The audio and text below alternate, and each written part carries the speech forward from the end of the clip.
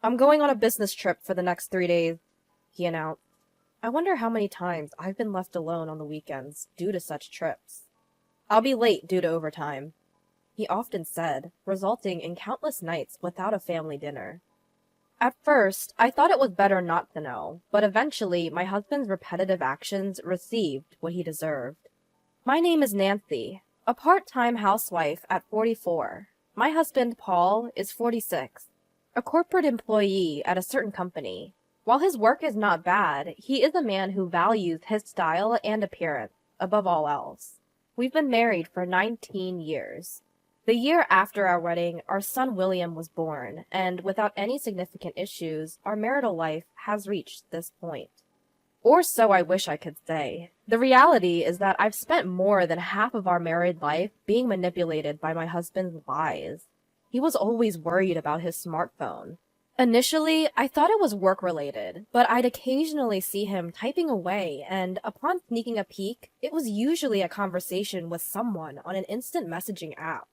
I didn't pay much attention at the time, but looking back, there were indeed many suspicious points. As his sudden overtime and weekend business trips increased, I began to feel something was off. Several summers ago, my husband, who was supposed to be on a 3-day business trip, returned home with a heavy tan. Why are you so tanned when you were supposed to be in a suit for a business trip? I went swimming with a client. It was part of the entertainment.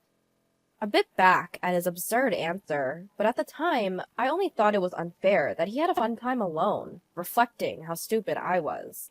My often absent husband used work as an excuse to leave the care of his parents to me.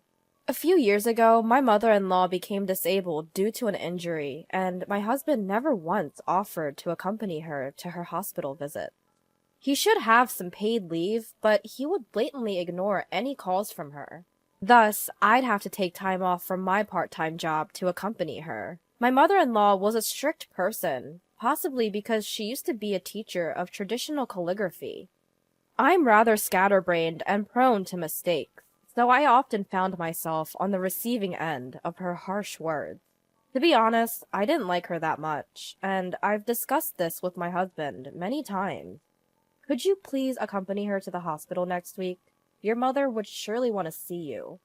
I would if I can, but there might be a company trip around that time. What? I've never heard about such a trip. Well, it was decided last weekend. I pressed him about this sudden company trip, but he refused to listen. In the end, I had to accompany my mother-in-law to the hospital, yet again. There was a weekend when my husband was surprisingly home. Our son, who was now in 5th grade, had been performing well in his soccer team, so I suggested that we go watch his game together. Every parent watching the children's game lost themselves in the cheer. Our son coordinated well with his teammates, leading the game solidly, and they achieved a splendid victory. Both parents and children were wildly excited about the team's results, and we, as a married couple, joined hands in joy after a long time. The one who approached us at this moment was a mother of a teammate, Patricia.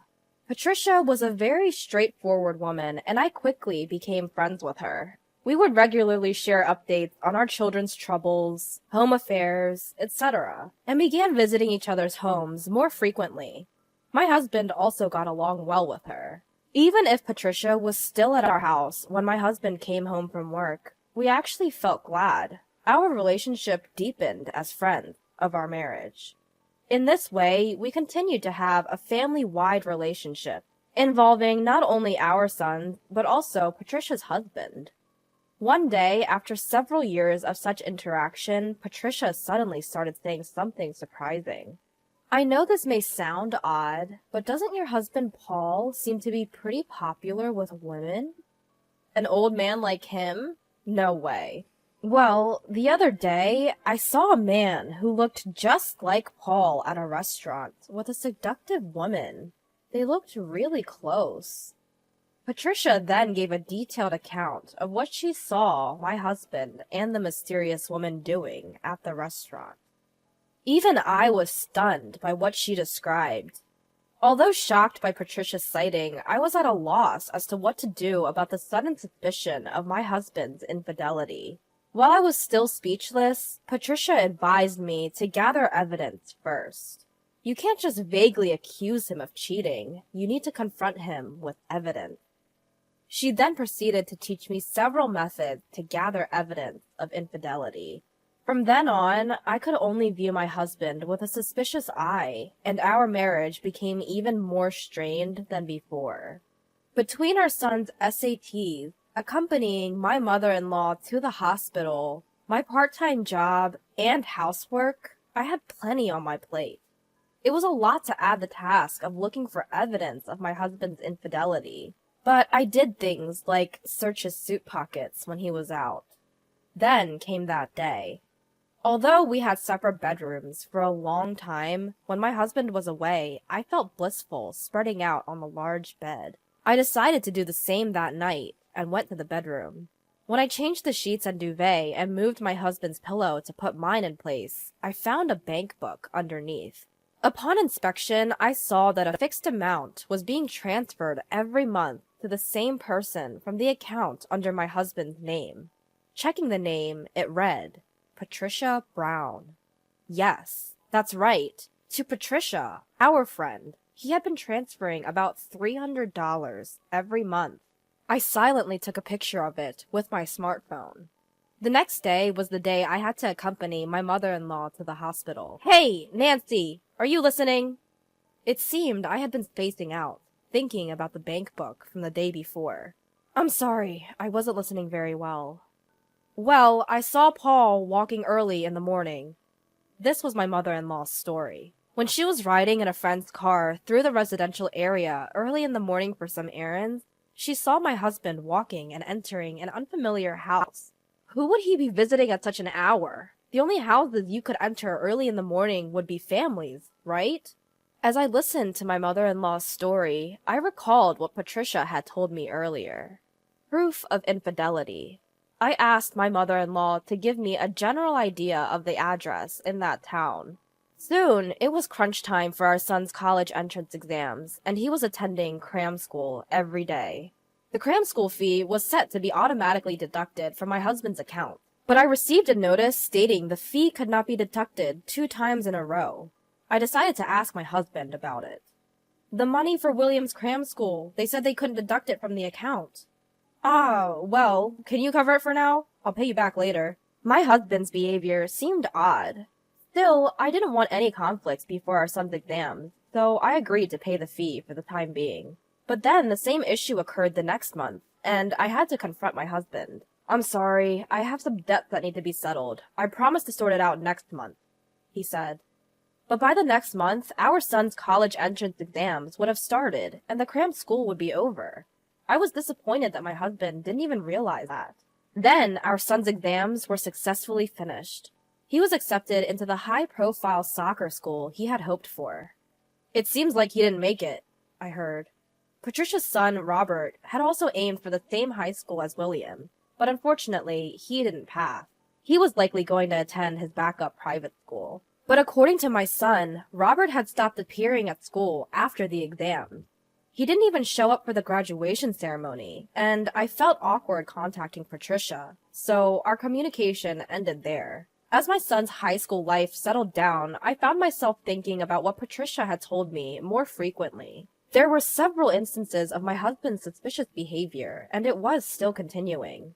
At this point, I wanted to clear my mind of all the uncertainty, so I decided to seriously confront my husband. First of all, it was Patricia, whom I had stopped contacting for some time.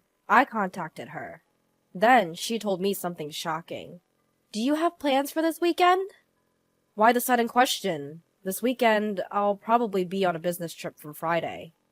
After confirming that, I called my husband's company on Friday. Hi, I was hoping to know the accommodation my husband is staying at on his business trip. I can't seem to reach him on his cell phone. That's strange. We don't have anyone out on business trips starting today. Feeling as if I knew what was going on, I misled the person from his company and ended the call. That night, I got into a car at a prearranged meeting place and headed towards a residential area. I was determined to obtain solid proof. After midnight, a man who looked like my husband and a slender woman got out of a taxi and went into the house. I quickly took a picture. Zooming in, it was clear that the man was my husband, and the woman's face was easily identifiable as well. Gathering one piece of evidence after another, I set the date for the confrontation. It was a few days after my husband returned from his business trip, looking exhausted. "I'll be late tonight again because of overtime." Upon hearing my husband's words, I responded with a grin. "Ah, our last supper then. Enjoy yourself." There was probably a profound sense of unease in my husband's face from my unexpected smile. He left, scratching his head. Little did he know, stepping into the worst occasion. That night, I hopped in the car again and headed to our designated meeting place. Arriving at the house where I had seen my husband enter with another woman, I rang the doorbell and turned the doorknob. "Good evening. Mind if I come in?" Startled by the unfamiliar voice, the woman who came out asked, Who are you?" "I thought my husband was here," I responded, pointing to a pair of men's shoes by the door. "Those belong to my husband." I was shocked to learn she was also married. Indeed, there were other men's shoes. Ignoring her, I barged in, saying, "Excuse me." A meal was set up on the table, as if they had just begun to eat. However, my husband was nowhere to be seen. Looking around, I noticed a window leading to the backyard was open. "Got him." Those were the words from Patricia outside the window. Yes, my husband had tried to escape through the backyard when he realized I was there. I confronted my husband and the married woman. "When did this start?" "It's been 1 to 2 years. Really, it's not that long." Listening to my husband justify that a 1 to 2 year affair wasn't long, I responded, 10 years, right? I know it. It's been going on for a long time. With that girl from your office, right? What are you talking about?" Upon hearing my words, both Sarah and Patricia twisted their faces in confusion. "I visited your office and spoke to a few people. You know how there are always some friendly, chatty folks who are happy to spill the beans? Well, they were quite kind to tell me everything. The rumors about you and a girl named Sarah. It seems you two were quite famous." "You went to my office? And they told you that?" "Indeed. When I mentioned that it seems like you have been betraying me for the past 10 years, people were all too eager to share what they knew." My husband, trembling slightly, looked lost, as if he was trying to figure out what he should do next. Seeing him like that, I decided to throw him another curveball. "You're shaking, aren't you? How will you manage with what's coming next?"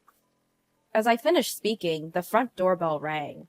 Sarah, who jumped up in surprise, rushed to the door, and I followed her. The visitor was Robert, my son's soccer buddy, and Patricia's son. When I invited Robert into the house, Patricia, who was already there, looked surprised and wide-eyed. "You live nearby with your father now, right, Robert? As I understand it, your parents suddenly fell out for reasons you still don't really comprehend, and you've reconnected with our son. You've been talking to me about it, too. Let's clear things up here and now." I said this and looked at Patricia. "The woman my husband also cheated with was you, Patricia." Patricia looked at me in surprise and glanced down, unable to meet her son's gaze. Sarah seemed astonished, too. "So it began when you met us, right? Pretending to get along with me while both of you were betraying me behind my back."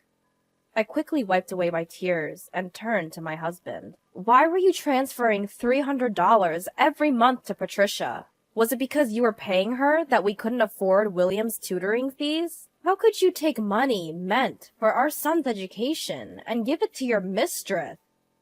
My husband looked shocked that I knew so much, but he couldn't say anything in his defense. In response, Patricia's son Robert said, "Both my mother and you are despicable, dragging their families into this." Robert said that with a disdainful glare at the two before leaving. "It's your fault. You knew you were seeing this woman, and it wasn't about wanting money. You tried to appease me with money, didn't you?" Patricia suddenly broke down, hitting my husband's chest as she cried and accused him. My husband had begun an affair with Patricia while he was still seeing Sarah. Exasperated with this, Patricia had started to hint at the infidelity to me, thinking me as suspicious. My husband was trying to placate Patricia, all the while conscious of the gazes of Sarah and me.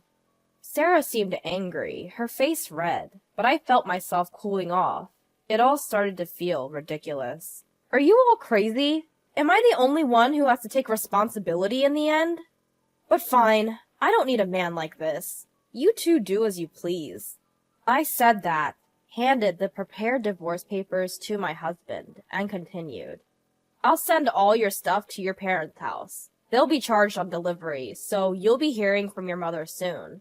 But I was wrong. I truly cared only for you. Help me.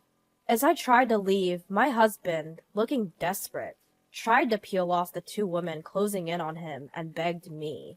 Why not ask your mother for help? I replied calmly and headed for the entrance. At the door, I bumped into an unfamiliar man.